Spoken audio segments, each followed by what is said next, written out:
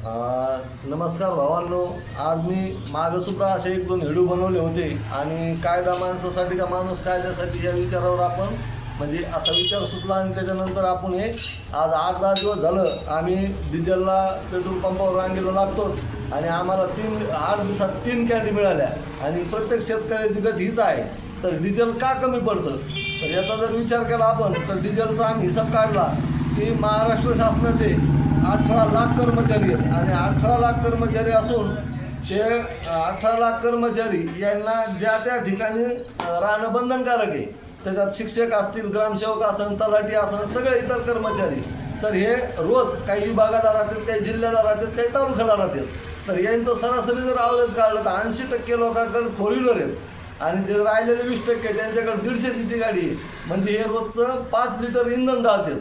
तरी 18 लाख कर्मचारी आहेत, 18 लाख गुणिले 5, तर त्यांचं डिझेल होतं रोजचं 97,71,000 आणि इतक्याचं जर टँकरमध्ये हिसाब केला तर 164 12,000 लिटरचं टँकर आहे आणि 164 टँकर हे रोजचं इंधन जाळतात. हे झाले महाराष्ट्र शासनाचे कर्मचारी आणि केंद्र शासनाचे वेगळे, बँक कर्मचारी वेगळे आणि हे सगळे विभागाहून येणं जाणं करतात. SBIचे कर्मचारी आणि यांना नियम काय आहे? यांना शासनाचा असा नियम आहे आणि बंधनकारक आहे की बाबा जिथलं तिथं राहणं. शिक्षक असतील, हे सगळे लोक आहेत. तर हे टोटल जिल्ह्याहून अपडाऊन करतात आणि प्रत्येक गावची हीच परिस्थिती आहे. एका गावाला 8-8, 9-9 कर्मचारी आहेत शासनाचे. तर हे सगळे येणं जाणं करतात आणि येणं जाणं केल्यामुळं विनाकारण जे रोजचं 164 टँकर इंधन आहे तर हे जळतं आहे आणि याच्यामुळं शेतकऱ्याला आज पेट्रोल पंपावर 3-3 दिवस रांगेला बिगर भाकरीचं लागून सुद्धा 2 कॅन्डी मिळाणार. आणि दुसरा मुद्दा आहे की हे जर बंद झालं तर हे जर डिझेल पेट्रोल वाचलं तर पेट्रोल पंपावाले शेतकऱ्याच्या बांधावर डिझेल नेऊन देते आणि विचारते की बाबा तुमचा ट्रॅक्टर कुठं चालू आहे आणि मग आमची गाडी तिकडे यायला लागली, तुमचा ट्रॅक्टर फुल करून घ्या डिझेल. तर फक्त हे जे लोक आहेत कर्मचारी शासनाचे आणि हे इतकं रोजचं 164 टँकर हे झाला एका राज्याचा विषय आणि असे भारतात 28 राज्य आहेत. या सगळ्याचं जर गुणिले भागिले केलं तर मित्रांनो आपल्या डोक्याच्या वरून विषय जातो आणि याच्यासाठी कोणी एकट्याने आवाज उठून जमणार नाही. तर याच्यासाठी ज्याला हे विषय समजवतो किंवा समजलं त्याने थोडाफार वेळ देणं गरजेचं आहे. आणि दुसरा विषय आहे की गौण खनिज.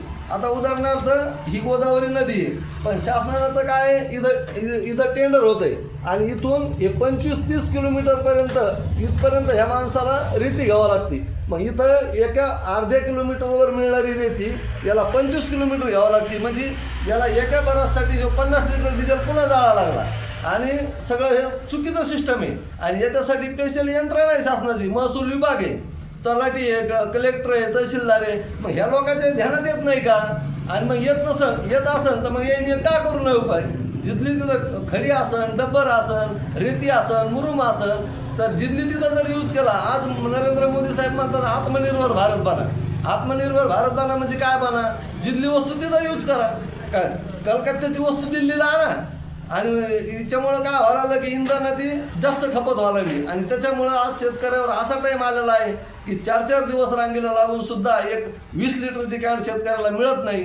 आणि हे ज्यांना वाटतंय तर असे किमान 10 लोक जर आज उपोषणाला बसण्याची तयारी असेल तर त्याच्यात पहिला नंबर माझा राहील. आणि या गोष्टीसाठी मी मागं 3-4 दिवस उपोषण सुद्धा केलेलं आहे, तहसीलवर मोर्चा नेलेला आहे.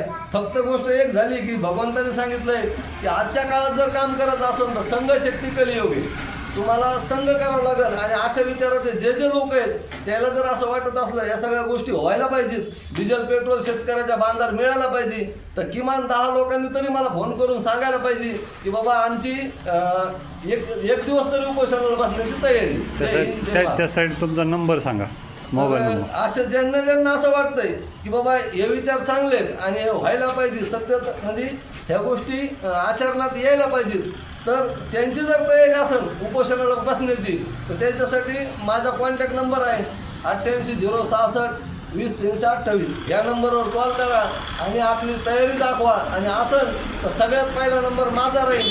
जय हिंद, जय महाराष्ट्र.